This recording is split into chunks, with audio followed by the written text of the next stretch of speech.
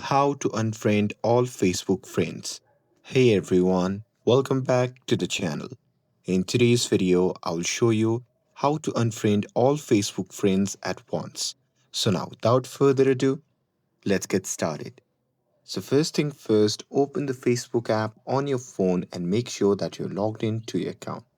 And now here, once you are inside the app, simply tap on the profile icon which can be seen in the top left side of the screen. And now here, once you are in the profile section, simply tap on the three dot button which can be seen beside the edit profile button. And now here, once you are in your profile settings page, simply scroll down and tap on activity log.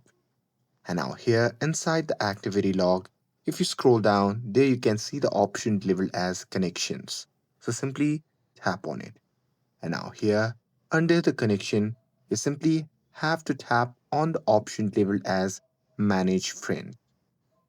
And here, once you see the interface like this, at the top there you can see the option labeled Filters. So simply tap on it. And here from the pop-up menu, simply select Categories. And here in the categories, simply select Your Friends. And after that, it will show you all the list of your Facebook friends. Now, unfortunately, you can't unfriend all these people at once. So here you need to repeat the steps for each friend.